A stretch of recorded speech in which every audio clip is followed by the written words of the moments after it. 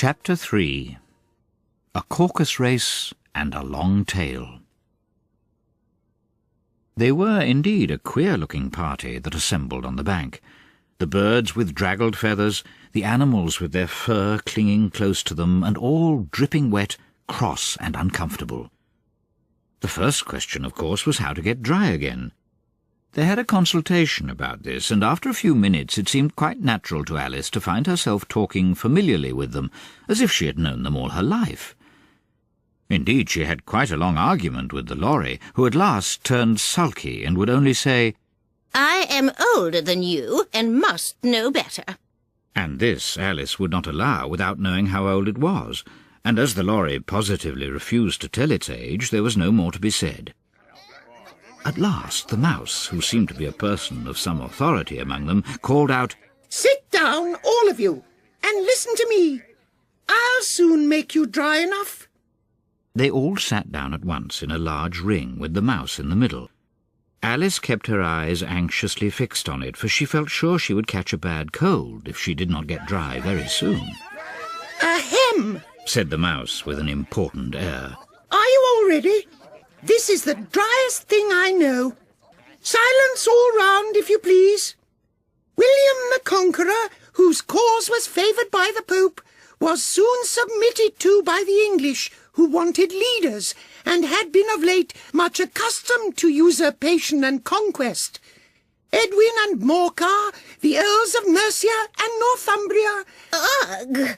said the lorry with a shiver. "I beg your pardon?" said the mouse, frowning, but very politely. "Did you speak?" "Not I," said the lorry hastily. "I thought you did." said the mouse. "I proceed. Edwin and Morcar, the Earls of Mercia and Northumbria, declared for him, and even Stigand, the patriotic Archbishop of Canterbury, found it advisable—" "Found what?" said the duck. "Found it." The mouse replied rather crossly. "Of course you know what it means." "I know what it means well enough when I find a thing," said the duck. "It's generally a frog or a worm. The question is, what did the Archbishop find?" The mouse did not notice this question, but hurriedly went on. "Found it advisable to go with Edgar Atheling to meet William and offer him the crown. William's conduct at first was moderate, but the insolence of his Normans— How are you getting on now, my dear?" It continued, turning to Alice as it spoke. "As wet as ever," said Alice in a melancholy tone. "It doesn't seem to dry me at all." "In that case," said the dodo solemnly, rising to its feet, "I move that the meeting adjourn for the immediate adoption of more energetic remedies." "Speak English," said the eaglet. "I don't know the meaning of half those long words. And what's more, I don't believe you do either." And the eaglet bent down its head to hide a smile. Some of the other birds tittered audibly. "What I was going to say," said the dodo in an offended tone, "was that the best thing to get us dry would be a caucus race." "What is a caucus race?" said Alice. Not that she much wanted to know, but the dodo had paused as if it thought that somebody ought to speak, and no one else seemed inclined to say anything. "Why," said the dodo, "the best way to explain it is to do it." "And as you might like to try the thing yourself some winter day, I will tell you how the dodo managed it. First it marked out a race-course in a sort of circle. "The exact shape doesn't matter," it said. And then all the party were placed along the course here and there. There was no 1, 2, 3 and away, but they began running when they liked and left off when they liked, so that it was not easy to know when the race was over. However, when they had been running half an hour or so and were quite dry again, the dodo suddenly called out, "The race is over!" And they all crowded round it, panting and asking, "But who has won?" This question the dodo could not answer without a great deal of thought, and it sat for a long time with one finger pressed upon its forehead, the position in which you usually see Shakespeare in the pictures of him, while the rest waited in silence.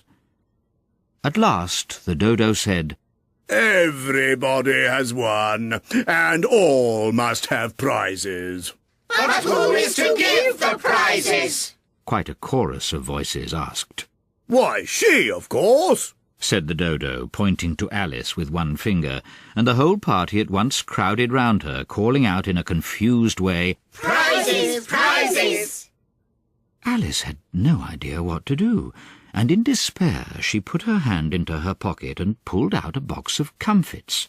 Luckily the salt water had not got into it, and handed them round as prizes. There was exactly one apiece all round. But she must have a prize herself, you know, said the mouse. "Of course," The dodo replied very gravely. "What else have you got in your pocket?" He went on, turning to Alice. Only a thimble, Said Alice, sadly. "Hand it over here," Said the dodo. Then they all crowded round her once more, while the dodo solemnly presented the thimble, saying, "We beg your acceptance of this elegant thimble." And when it had finished this short speech, they all cheered. Alice thought the whole thing very absurd, but they all looked so grave that she did not dare to laugh, and as she could not think of anything to say, she simply bowed and took the thimble, looking as solemn as she could. The next thing was to eat the comfits. This caused some noise and confusion, as the large birds complained that they could not taste theirs, and the small ones choked and had to be patted on the back. However, it was over at last, and they sat down again in a ring and begged the mouse to tell them something more. You promised to tell me your history, you know, said Alice. and why it is you hate C and D. She added in a whisper, half afraid that it would be offended again. Mine is a long and a sad tale. Said the mouse, turning to Alice and sighing. It is a long tale, certainly. Said Alice, looking down with wonder at the mouse's tail. But why do you call it sad? And she kept on puzzling about it while the mouse was speaking, so that her idea of the tale was something like this. Fury said to a mouse that he met in the house, "Let us both go to law. I will prosecute you. Come, I'll take no denial. We must have a trial, for really this morning I've nothing to do." Said the mouse to the cur, "Such a trial, dear sir, with no jury or judge, would be wasting our breath." "I'll be judge, I'll be jury," said cunning old Fury. "I'll try the whole cause and condemn you to death." "You are not attending," said the mouse to Alice severely. "What are you thinking of?" I beg your pardon. Said Alice very humbly. You had got to the fifth bend, I think. "I had not," Cried the mouse sharply and very angrily. A knot. Said Alice, always ready to make herself useful and looking anxiously about her. Oh, do let me help to undo it. "I shall do nothing of the sort." Said the mouse, getting up and walking away. "You insult me by talking such nonsense."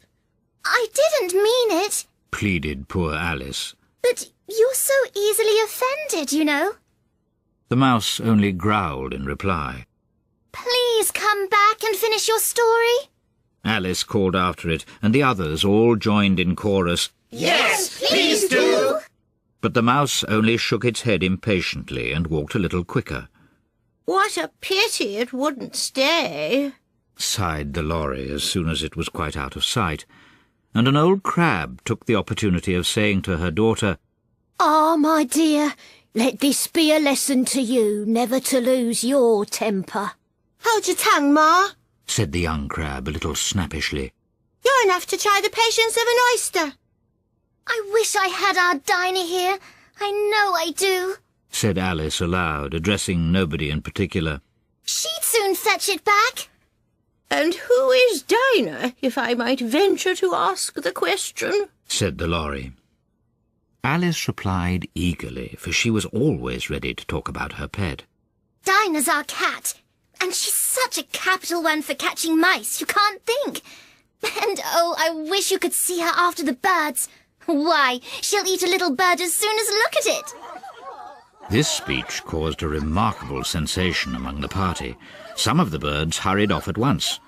One old magpie began wrapping itself up very carefully, remarking, I really must be getting home. The night air doesn't suit my throat. And a canary called out in a trembling voice to its children, Come away, my dears. It's high time you were all in bed. On various pretexts they all moved off, and Alice was soon left alone. I wish I hadn't mentioned Dinah, She said to herself in a melancholy tone. Nobody seems to like her down here, and I'm sure she's the best cat in the world. Oh, my dear Dinah, I wonder if I shall ever see you any more. And here poor Alice began to cry again, for she felt very lonely and low-spirited. In a little while, however, she again heard a little pattering of footsteps in the distance, and she looked up eagerly, half hoping that the mouse had changed his mind and was coming back to finish his story.